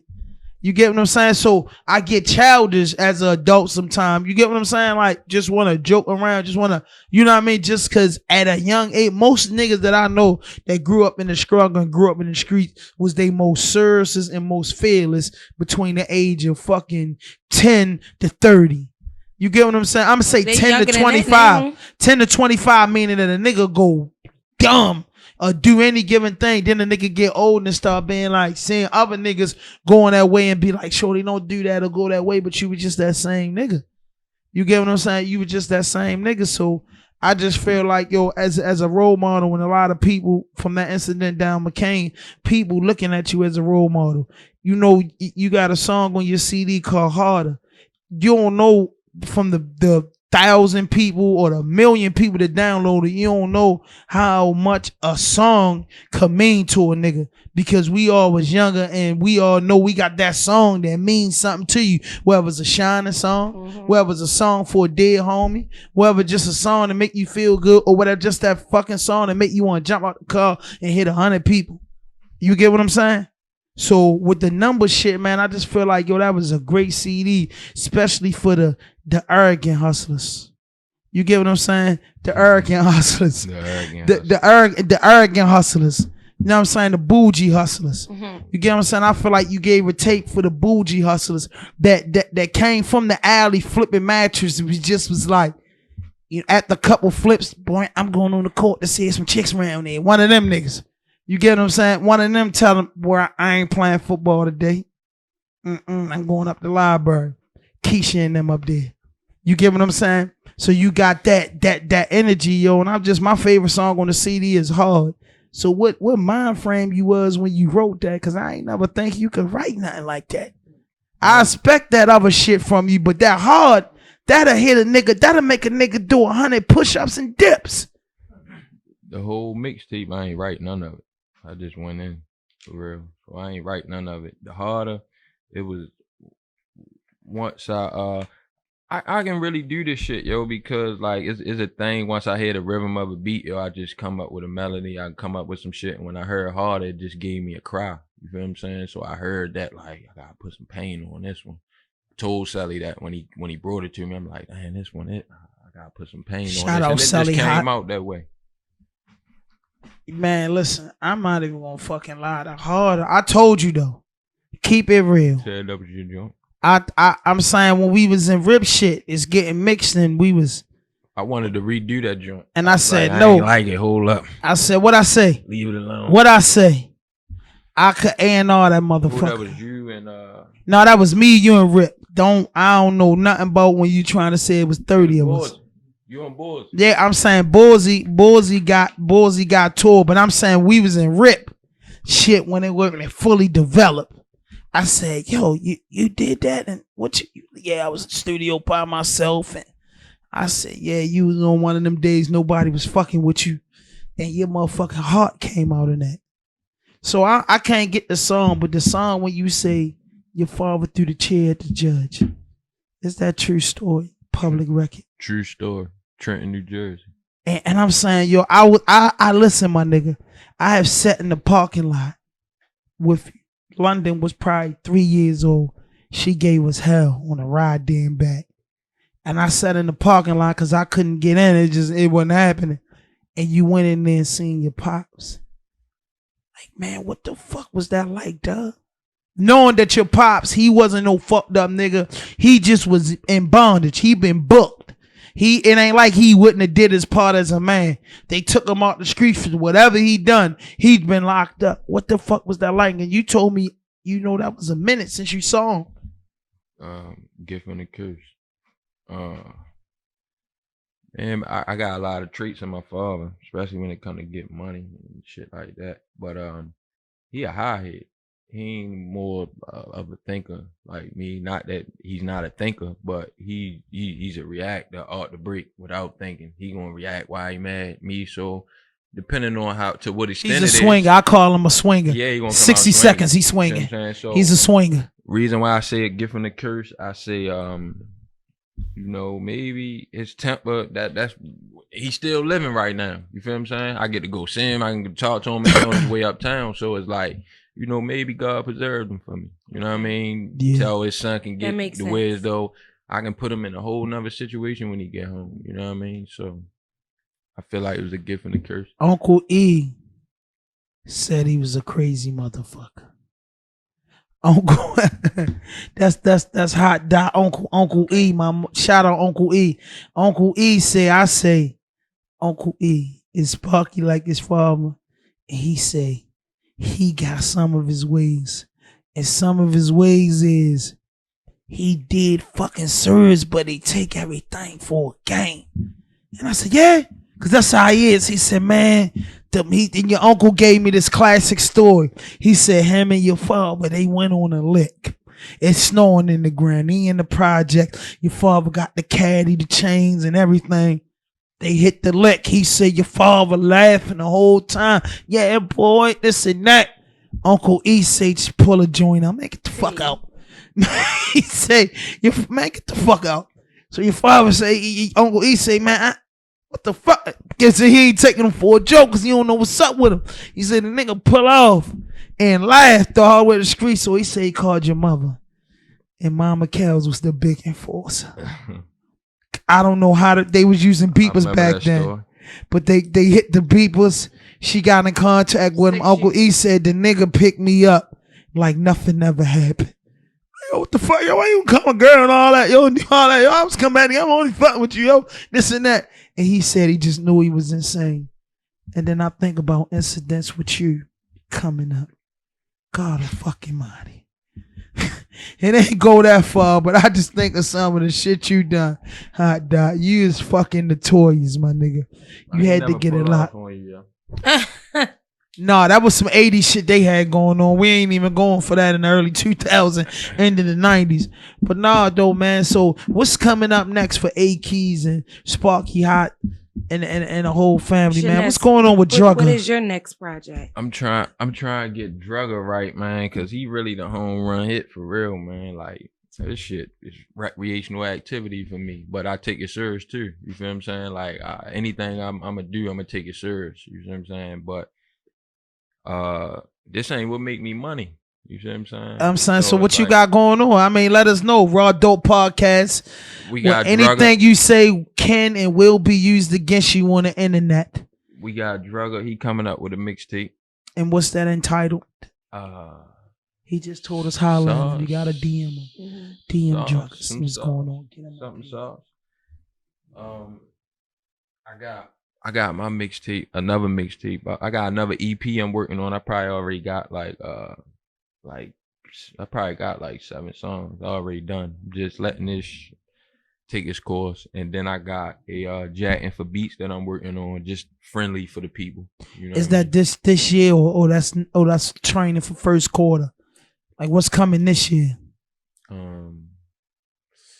We got probably Drugger probably drop before this year. So you gotta get. So listen, when Drugger drop, don't forget Lotto Supreme too. Shout out my motherfucking man, Lotto Supreme. Hey, you gotta check out Lotto. Dope. Dope. So Hot Dot. Outside of the rap business, A Keys Records. What else you got going on, bro? The truck and shit. I be fucking with the trucks. Trucking, what's that? Tow trucks? Nah, tracks, 18 joints, 18 wheels. Fucking with them. Freight lines and shit. All freight liners, baby. Oh, freight liners. If nigga don't know, you know what? That's that truck talk. Freight liners. All freight liners, You know what I freight mean? liner Spark and it's yeah. Freight. Hey, that might be a mixtape. No, I that's like one the of, that's one freight of my line- names. It's like 12 of me for real though. Freight liner Spark. Oh, you taking that? Hey, I let him know that. Yeah, I know. For real though. I know. I'm fucking with you now. I seen Cousin Tap not too long ago. Me, Clebo, the nigga MJ, and then we sing Cousin Tap. Shout out Tap. Tap be up here with his artist, little Charlie soon. So you got to get up with Cousin Tap. He tired of you. I'm saying my niggas know he tired of you. Shout out Cousin Tap, little Charlie. They gonna be fucking with me this month, but he tired of you. You feel me? He tired of you, man. And then you and Lord Charlie got to do something. Keep the money in the family. But he's tired of you. He's tired of you. Tap tired of yourself. We ain't going to do that till my man get here. But listen, the numbers joints. How has the response been?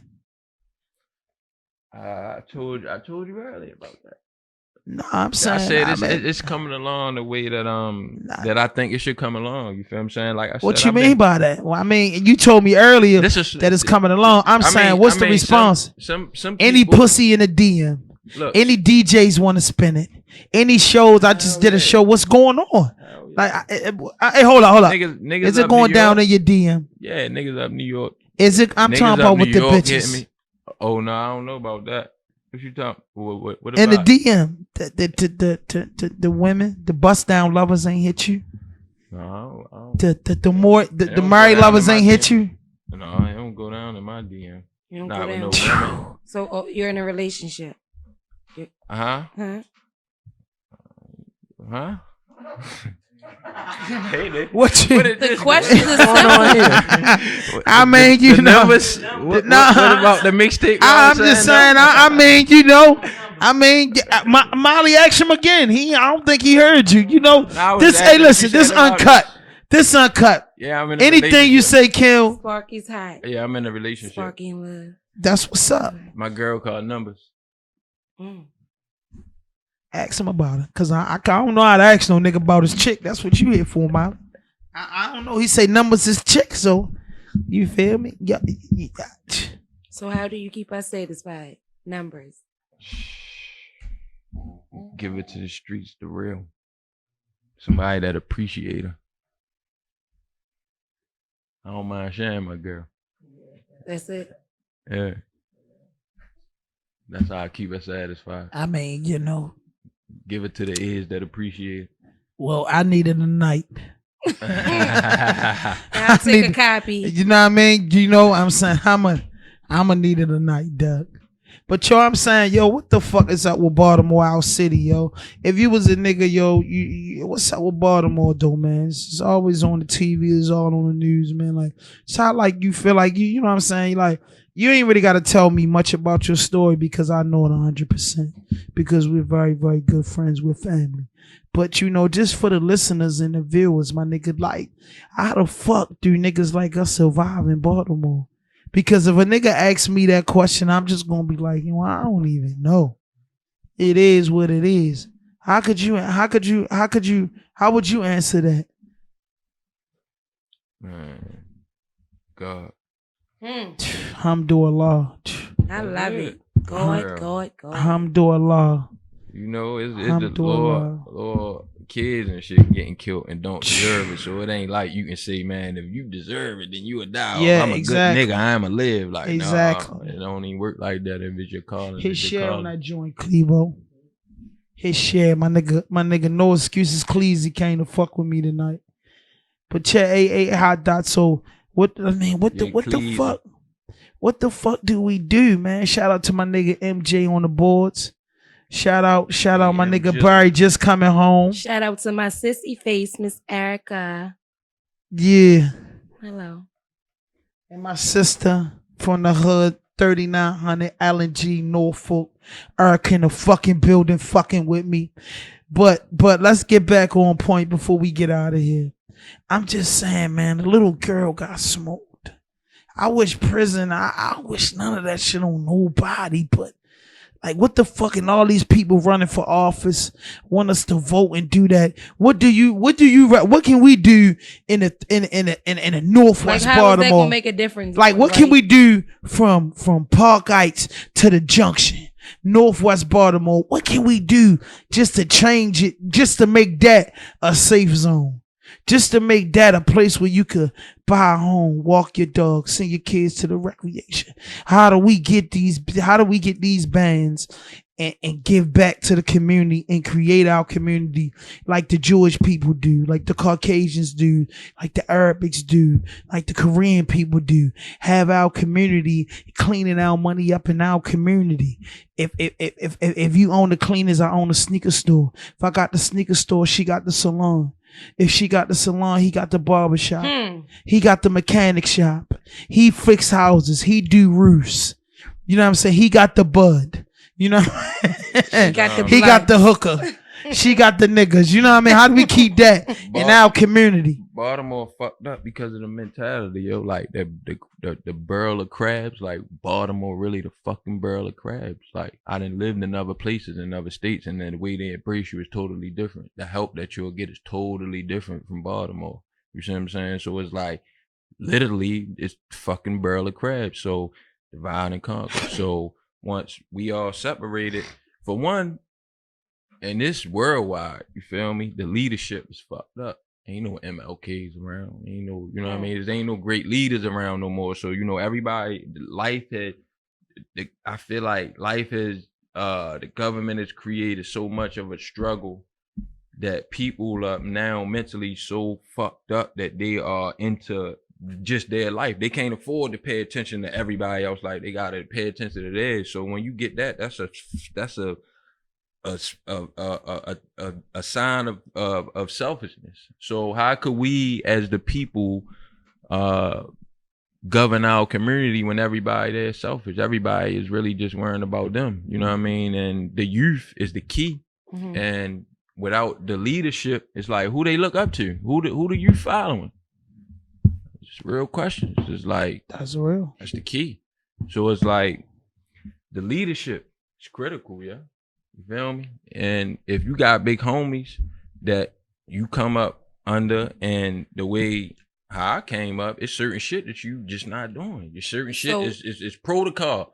Certain shit you ain't doing. Nowadays ain't no protocol. Niggas do what they want, how they want. Ain't no answer to you. It's just like it's whatever. So it's like how can you build around that?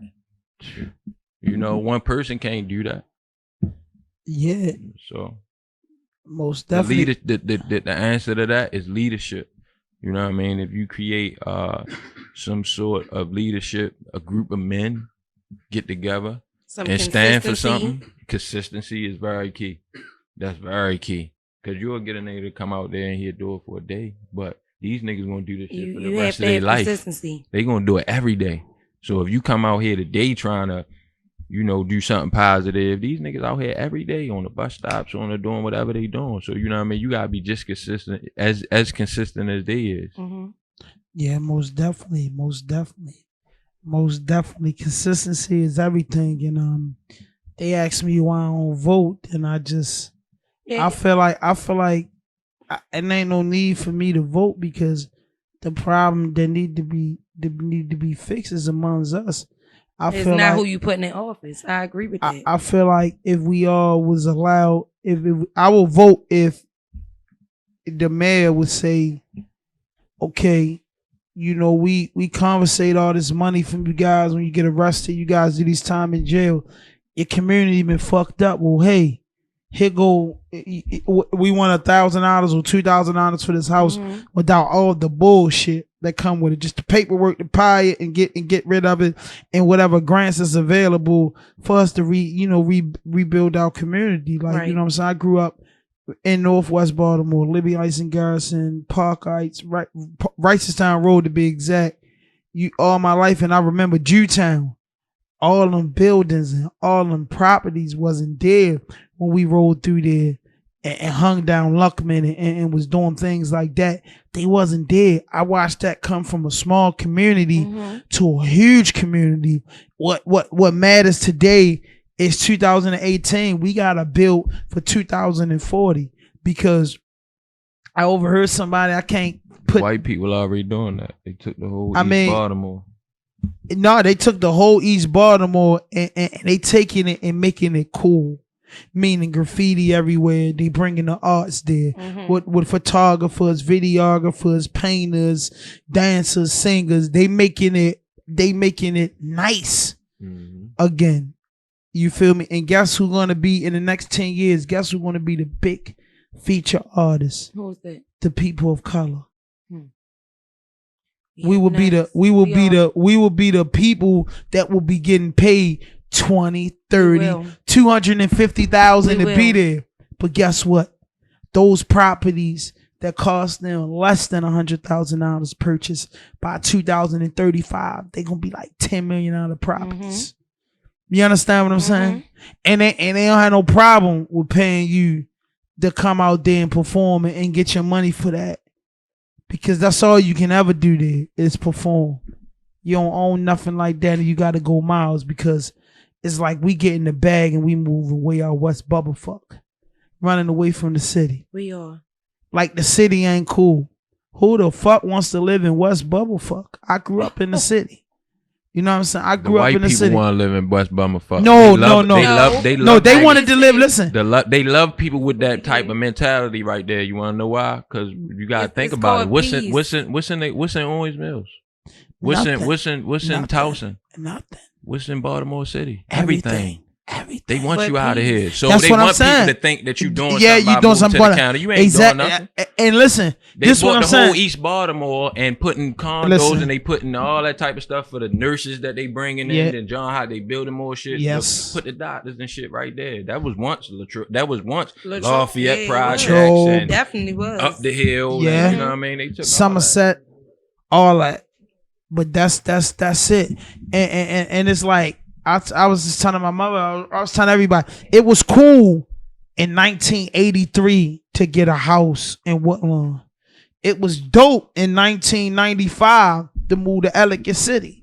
But in 2018, that's just not it. Section 8 now. You know what I'm saying? Yeah, so that's just not it. Because listen, this is where they set us up. The schools are great. Yeah, the schools are great. So your kids get better education. You way out. You're away from what you're doing. But if your little daughter so happens to get to playing games in Nordstrom's rack, and she does that about 4 or 5 times, she'll be in Jessup Correctional Facility.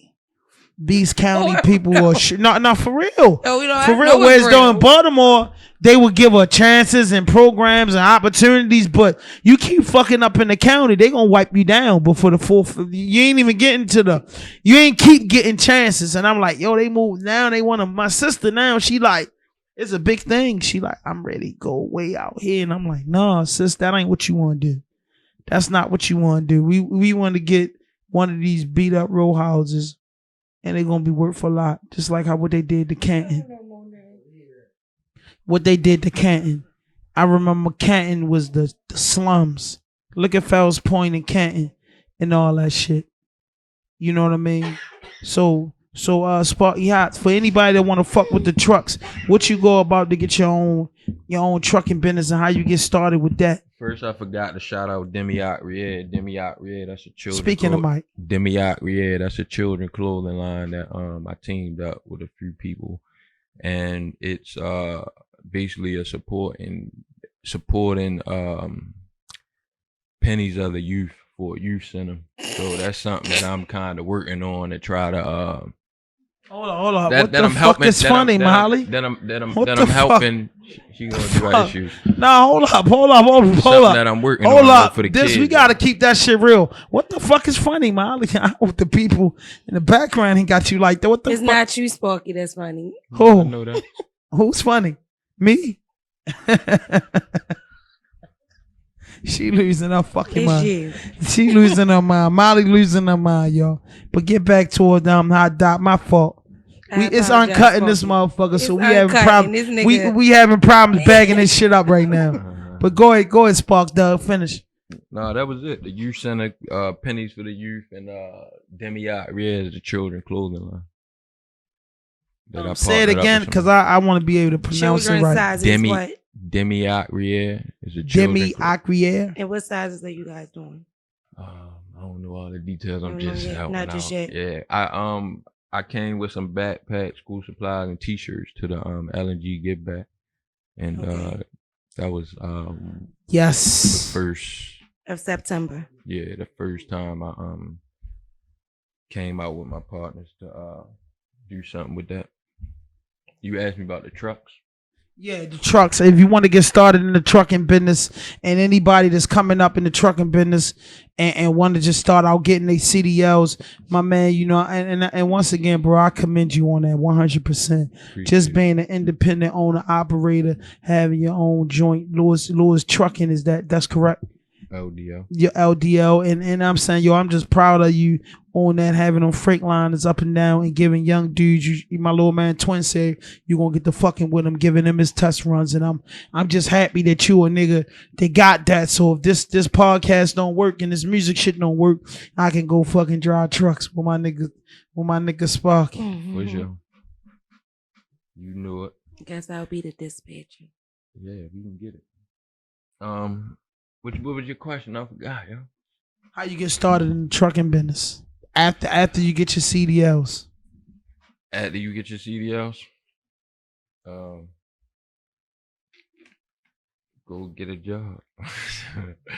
But you got to be an owner. Your own contract To be an owner operator. No, to be an owner operator, you got have 2 years of experience at least. So fresh out of school, if you got your CDLs, you just go get with a company for like 2 years, maybe a year, and then you might can find somebody to that'll put you on with the owner operator thing. So you just can't come straight out of school and get your own trucks and get to moving. No. It's not gonna happen. No. No matter how much money you got. No. It doesn't work like that. No. Great. And what school you went to? North America? Mm-hmm. Shout out to North America Trade School for getting real niggas. Mm-hmm. Shout out. But man, Hot Dot, man, you got anything else you want to say to the people before we get the fuck up out of here? Any shows coming up? Any up and coming? Anything? You know, the next mixtape is dropping. You know, it's almost the new year. Less than 40 some days to the new year. Yo, I'm in rehab right now, so I'm gonna come back big and better, baby. Big and better. Drug free. Mm-hmm. And drug free. I'm just locking in right now, and just this shit. You was like, tooting the boot. No, come on, man. I'm just saying, fuck is you geek. I'm goofy because I'm saying you saying rehab. I'm in rehab from the marijuana. I can't let that shit go. That shit legal now, Sparky. Fuck that shit. I got a thing with me to where though don't nothing control me but God. So this is something I'm proving to myself, because you know what I mean. I wake up to the weed. I'm going to sleep to the weed. Like, you know what I mean. I'm smoking weed more than I'm praying. So it's like, that's just something. That's me. You know what I mean. Not for everybody. That's just what I'm on, and I feel like I can be more productive. I got a lot of shit going on. I got a lot of shit on my plate. I can't afford to be high all day for real. Shit don't get done. Yeah. Hey, Hot Dot, I thank you for being the first guest on our premiere RAWDOPE podcast. Very interesting. You know what I'm saying? We a little fucked up in there right now. We getting it all together, me and Molly. But when the new projects drop, I need you back in this motherfucker with Drug and Lotto. And I need you to just keep pushing numbers. So just give them your Instagram, Twitter information where they can get your music and booking information, man, before we get the fuck up out of here. And just remember though, Hot Dot, Sparkeyhot, that anything you say can and will be used against you on the internet. No fuck shit, no fake shit, or no foolishness. So you came right here, right now. Straight raw. No, I'm saying, listen, no. I'm telling, listen, fuck that. I'm telling this to every nigga that come through this motherfucking door. Get behind that. This is my cell. This is myself and Molly, the CEO, that's doing right. But when you think of me, you ain't even thinking of no fuck shit. So you ain't gotta say it to me. You're a good friend of mine, but listen. Hot man, Sparky Hot. Thank you. The IG is Sparky Hot. Simple. And, Speaking of mic, bro. Speaking of mic. The IG Sparky Hot. Simple. Sparky Hot. IG. Numbers on Tidal, Amazon, Google Play, Deezer, Spotify, Apple Music, and like 2 other platforms. I don't know. And 2 other platforms he doesn't fucking know. Know that shit. Got my nigga from the Sandbox in this motherfucker. Sparky Hots. Latrobe, stand the fuck up. Libby Heisen Garrison, stand the fuck up. His new project in the fucking streets right now on all platforms. Numbers, A Keys Records, Raw Dope Podcast. Shout this out my the niggas fucking premiere. You got Molly in this motherfucker. Before we get out of here, Molly, you want to bless these people with something, or bless this fly young man with that. Hey, listen, Sparky, man, we was in Atlanta. Just keep doing what you doing. And the diamond pressure got put on that motherfucker. Let us see that motherfucker one more time. Take that watch out, boy. You're blinding me. Hey, Molly, if a nigga pull up on you right now in the 750, the ally, the big one, you feel me? And he got the joint on his wrist. And he say, listen, I don't fuck with bitches rocking weaves. Cause that's what you said in the joint, right? Oh, you don't? No, listen. Because before we get out of here, we got to keep that shit real. He pulling up. It's the big boy. Stop playing with him. He just lost 15 up in Big Connect. He ain't break a sweat because he's a Big Connect. You understand what I'm saying? And he pull up on you. He said he rock more Givenchy's and Mari, the shit they don't make in fat nigga sizes. He rocks that shit. He owns his own trucking business. He doing the rap thing, and he pull up. And that motherfucking big boy, stop playing with him. With the bussy on. Is you choosing or not? I'm not. So listen. Like that. Cause we keep that shit real. She just like, she gonna let a nigga know she choosing him, right? She gonna, you got her fucked up. So what she's saying is, do he gotta get the Rolls Royce? And do he gotta do it? He gotta bust it up to the 50 some shit from Dubai. I mean, what he gotta do for you to choose? I like boring. Wiz Khalifa type. Rich but live like a white man. Paid in full ace. Shit, that's it. They ain't looking. That's it. That's all. They ain't looking. So paid in full ace would have never had the wrist bust. Never. He'd had the Louis Vuitton watch on. They like 12,000. No diamonds in it. Roman numerals. Hold up, time out. Ace. I really like boring. Cause you know me, I'm quiet. This shit really. I'm myself. Hell no. I'm myself with this. Hell no. Shit. I'm quiet. I ain't no really like quiet. Yeah, I am. This niggas shit, like that get a bust down, they ain't quiet. Listen what I'm saying. Niggas that get a bust ain't quiet. Hey, this is nothing's quiet by the bus. What I'm saying. Listen what I'm saying. Nothing quiet by the bus. Yeah, I know it's fully flooded out. I can't tell the time, but hold up. This is what I'm saying. I'm saying this right. There's nothing wrong with a rollie. I just like humble and quiet. I mean, you like the rollie with no diamonds, the Daytona. And boring. We like Daytona. We fans of Daytonas. Okay. Daytonas. This really a statement though, yeah. You feel me? I just did that just to, you know what I mean? I know my city a tough city, right? So you get out here talking all this, you got this and you cooking this and you doing that and the nigga ain't doing it, and that ain't me. Facts. So I ain't never had this shit before. I did it because I'm a matter of fact. Fuck it, I'm a dude. Yeah. It look good. I don't say it. Ain't a lot of niggas in the city with the big feet. Hold up. You know what you remind me of? I never said that I never said. I'm feeling like Uncle Ice without fucking with the kid. I never said that I would not like.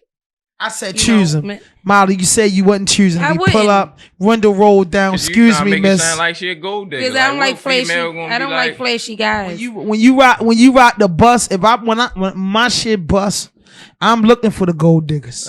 Okay. I mean, what the fuck else you looking for? It's gonna be 100 because it ain't nothing else to look for. It's gonna be so many of us. It's not nothing else to look for. So many of what us. you say, B? It's gonna be so But many of us. hey, Clebo, what you say? I want If nigga my that ain't wrist nobody bust, paying no mind. and I'm rocking the A Boogie with the hoodie jeans and shit like that. Quiet money. I'm looking for the gold Sis. diggers because this for all them niggas is locked up for that bitch who she left that nigga. Quiet I'm ready to money. let her out for the niggas that left and let her know you gotta kiss these diamonds. It's gonna be That's what's 1,000 up of with us. me. It's gonna be 1,000 of us. And if I got It's the gonna be regular 1,000 joint, gold All diggers. right, time out though.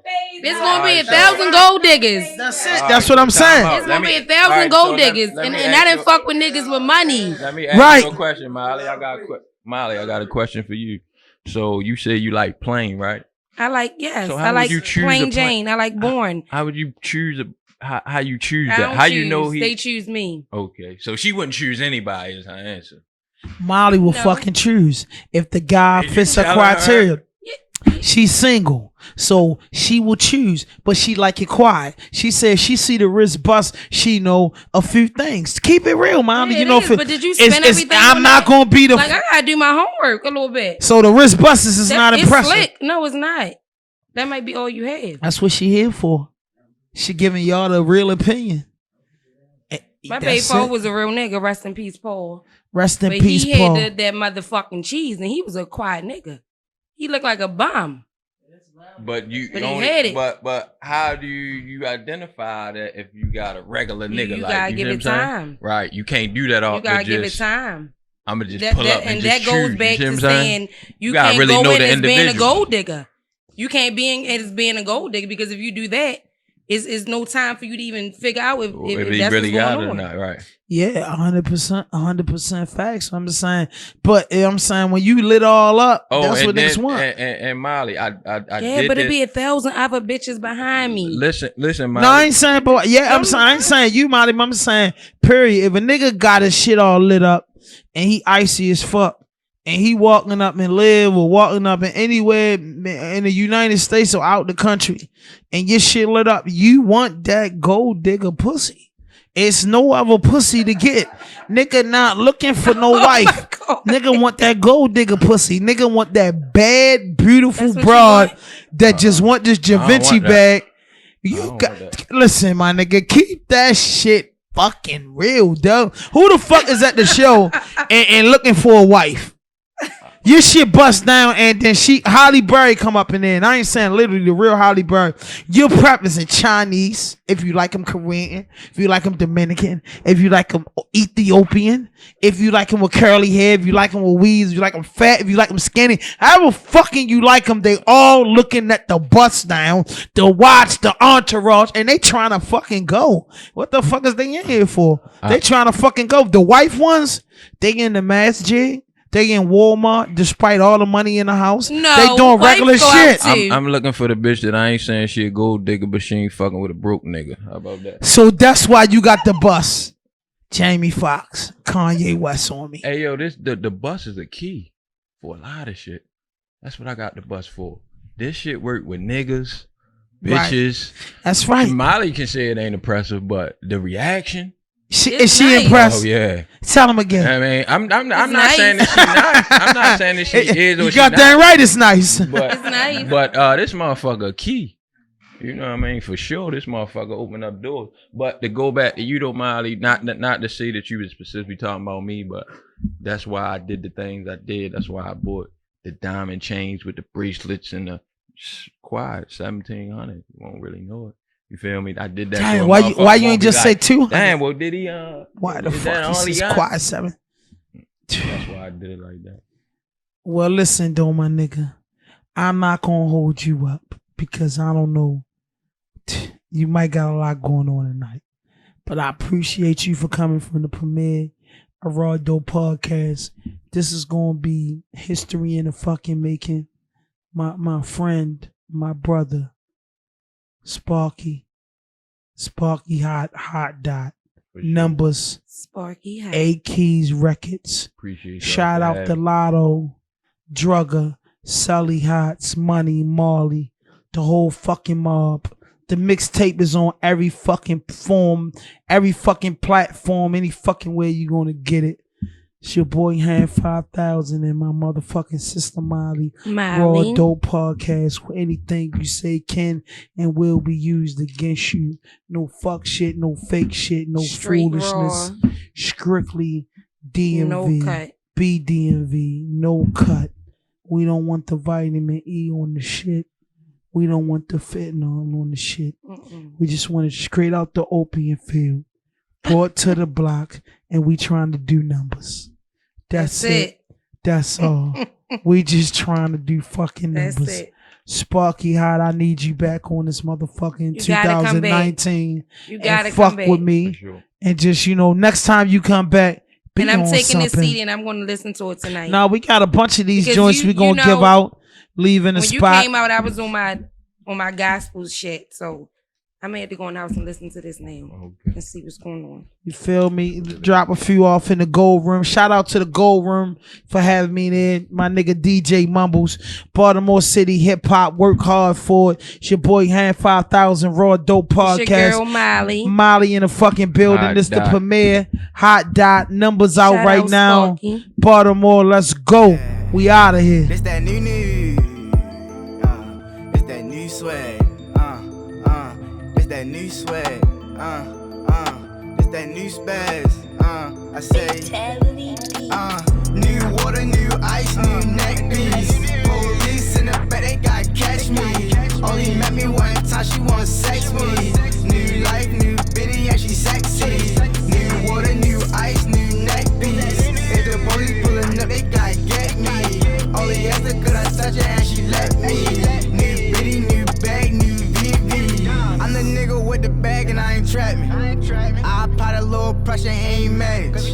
I can fly it in the mountains like a Latin. I could never fall in love, I learned my lesson. Grandmother still alive, so it's a blessing. If my niggas down bad, I'ma catch them. 15 to 1500, who want pressure? 15 to 1500, who want pressure? Fatality, my nigga on the beat. Get rich and throw my niggas on the beat. Street cred and I'm good on IG. Touchdown, all these niggas hate me. Niggas mad cause that girlfriend's like me. Off day and I'm Hugo Boss sing. Well known, you can Google my name. Same click, 100 bands I won't change. New water, new ice, new neck piece.